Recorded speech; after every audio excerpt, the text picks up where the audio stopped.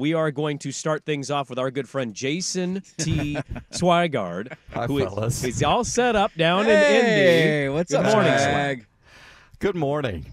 It's first of all, Lucas Oil Stadium is quite a nice building. Okay. So we're right down here on the 33-yard line. Here we go. Trying to take all this in at one end zone. They have the big stage set up. The Big Ten Network setup is right at center field. Then they have all these other auxiliary podiums and then radio rows over here on the sidelines. I'm not sure if this is the Colts or the opposing sidelines, but yeah, it is a I feel like Aykroyd and Eddie Murphy in the trading pit on Trading Places There you go. right now. Yes. It's just a free-for-all. Calm before the storm. Fortunately, the IT guy around here got us hooked up with our internet line, which wasn't set up for us. So yeah, it's that's what's going on. But yeah, texted. Yogi was on my flight, so I ran into him. He said, "Yeah, whatever," and I texted him this morning. So he said he'd be here just about now. So as soon as he gets here, he'll hop over. But some of the Illinois players are here right now, but the coaches don't get going. Commissioner Petiti will get things going at 8 a.m. Pacific. Oh, good to know. We can roll on that live. Yeah, and we can go so that live. you can go to Commissioner Petiti, and then Brett Bielema's up at 8:30. So they'll be up on the main stage, as it were. Bielema, the main stage. Bielema, the big hog, coming So up we to the do main have- stage. Yeah, so, and then we'll just kind of, try to pick off here and there some of the schools we've made contact with. We are expecting to have some USC guests tomorrow morning in the 7 o'clock or 6 o'clock hour. Okay. So I have made contact with them. We have a handle. The Ducks right now look like in the 9:30 to 10:30 range on Thursday. Yep. We'll get everybody, but you never know when the schedule's going to get blown up. So I Right. appreciate you guys immensely for being flexible. Swag, can we start with coach and player availability stuff, because that'll just happen when it happens. Exactly. Fire away. What do you want to know? Your 1080 skirt on the table placement is fascinating. You have two tables, and I understand. Well, there's two tables. It's a and big it doesn't table. quite fit. So- and so Why not just cover the one table and make the fan cleanly hanging off and just leave another table bare? we can do that. I was adjusting. All I right. was, we might do that. Look, he's a one-man band I right know now. he This is. guy's I feel trying to- bad for him. He's trying Well, to the one get thing guests. was- He's trying to wrangle everybody. He's trying to set up the equipment, and now we're getting critical of hanging banners. I was trying to drape it, but I also wanted it up on the table so schools walking by, people walking by would quickly, because if it's down hanging like facing, they may not see it. That's a fair point. But if Okay. it's up on the table where you can glance and you see 1080, that's what I was hoping for the actual people walking by, because they're all in suits, which is nice. Well dressed, at least the Illinois players I saw. So I haven't seen clearly identifiable, colored polos a lot of the times that we saw at Pac-12 Media Day. Okay. Well, first off, Swag, save me a spot on that sideline, because I'll be standing there when Oregon wins the Big Ten title game in December. Fantastic. So I just want to make sure I know the lay of the land, and I'll just mark a spot for me there on the sideline. I'll make sure I'm standing there when they beat Ohio State in the Big Ten title game. I'm just you've been to the Pac-12 Media Day many times. You famously peed on the side of a LA highway. You were there That's last right. year. I know outside of just the sheer size of it, what are the different what's standing out to you now that you've kind of been walking around this morning? There's still a sense of, while they've been planning for this, I still think there's a sense of they're not quite sure how big it has gotten. Yeah. And just the scope of the interest and how competitive that it's going to be. And, talking with some of the media members here on Radio Row that have, been coming to this through the first expansion. We met some of the guys that cover Nebraska, and they said this is beyond the scope maybe that everybody entailed. So everybody's still trying to get used to it, and there's a lot of things they sort of have an idea about, but until we go through it once, and it's kind of like what everybody's thinking about with the college football playoff, trying to extrapolate what it could mean and how important are things going to be. We did that exercise last week about, are the conference championship games going to matter or whatever.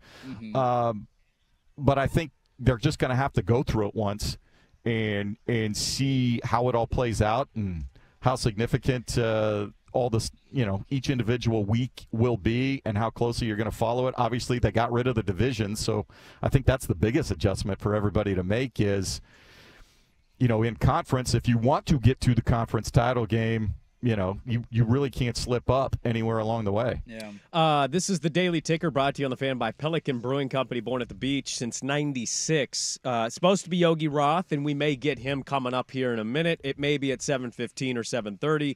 But it's right now Jason Swygard live in Indianapolis. I'm so honored. And look, I actually wanted you to be the ticker stop today. Boots on the ground, man. Boots on the ground. You endured a child next to you on a 4-hour flight, so you deserve to be on the air today. You're working your ass off. Let me ask you, what is the biggest media contingent? What state or program is so far to you stood out the most represented at Big Ten Media Day? Well, it's pretty sparse right now. I mean, there's 24 some odd Radio Row things. There's only about 7 or 8 people that are here, but there are 2 Nebraska radio stations here with full-on shows. Is Peterson there, Dirt? I don't know. We'll have to text him and I'll ask text him and see if he's there. They care about their college football in do. Lincoln, Nebraska. Yeah, I know that. and they were here. They were here bright and early, ready to go. What was it? 93.7 The Ticket, I think, was one of them. Okay. Yeah, and not sure what the other one was, but It can't they have more are than 2 here. stations, I wouldn't think. Exactly. So, yeah, there's all sorts of. I don't know that any one area more represented than the other. Well, but who's yeah. the most buzz? And when you talk to media members or when you're kind of I guess it's early to be asking this, but is there any buzz for Oregon or UW or the LA schools? Where's the buzz at right now? Not really yet. It's still. I think there's a little uncertainty amongst, all the media and everything is just how this is gonna work with 3 full days and everybody coming and going, and so everybody's still trying to get a little bit of the lay of the land, and so we'll see. Ryan Day will go last today. That'll be at 9:45. He'll be on the podium. There was there's still chip on the shoulder from other schools about, Ohio State walks in like they own the place. They're here, grace How dare everybody they? with their presence, and so. They've only propped that garbage-ass conference up for the last 20-plus years. How dare they do that? Exactly. So there's still a little mystique about that. I think there's more. I think there's a lot of curiosity about Oregon, and just if how it will go. Will they be able to come in and establish themselves right away with all of all the hype around their recruiting classes and what they've done, what Dan's done in his 3 years, and will it translate, or will they, have a little bit of an adjustment period? As far as the other, USC and Washington, I think there's just more curiosity about them simply because of, Washington, everything that they lost in the transition, USC, a lot of transition there. So yeah, it's still Ohio State for the most part that is the big dog. Which is ironic considering they've lost 3 in a row to Michigan, and Michigan just won a national championship. But they also going through a bit of a transition as well. The listeners want to know, Swag, has there been any swag bag giveaway? Are you wearing a Big Ten hat? Are you getting any Big Ten merch to come home with? I'll see. At the check-in at the credential, there were some schedule magnets. If you guys would like a schedule magnet, I will pick one up for you. I'll take one. Why not? Yeah. There were some little journals. The only thing I did grab, because I had no idea, Old Trapper. With boxes of jerky. Yes. They have a jerky sponsor? Look at that. So, yes. Yes. We never had one of those. The Pac-12 did have a jerky sponsor last year. Remember that? Do you remember that, Swag? No. Last year? Didn't we have the Pac-12 had a random beef jerky or trail mix, or we had a random trail sponsor mix like would that. line up. Beef trail jerky mix out would of line up. I don't remember jerky down in Vegas last year, but how's the media yes. food? Is it garbage? I haven't seen. They just had coffee and some stuff. There wasn't a full out spread for breakfast, so we'll see what happens when lunch rolls out. It's striking me that I think we did this too early. It seems like nothing is really happening, and we just like, hey, I'm live. Swag's and nobody's here. away. There's well, 4 radio stations set up. Like We're I early said, birds, man. Today is more get the lay of the land, a feeling out process. How's this going to work? So make sure I'm set up so we can at least have the live, feeds back. So I'm hoping maybe we'll get when Yogi gets here, he'll come down.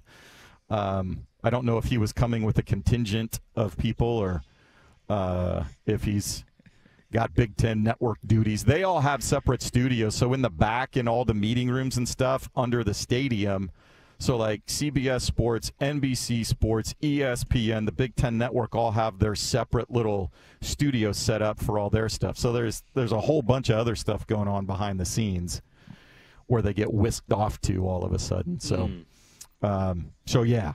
So it's it's still warming up. Are we going big St. Elmo's steak dinner tonight? We'll see. We'll see what happens by the end of the day. I might be so exhausted running around. I just might want to go back to my room and get some room service and crash. Not a bad idea. That's always a good thing after a long day. Just order it right to the room and it shows up.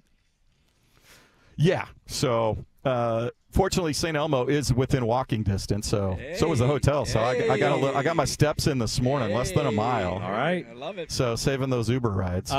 Keep us alerted on Yogi. We'll go live to you with Yogi when you get him. Thanks for hanging with us for a couple minutes. And no problem. I appreciate your patience. And like I said, I think I saw the Rutgers contingent around. So the running back from Rutgers, hell of a story.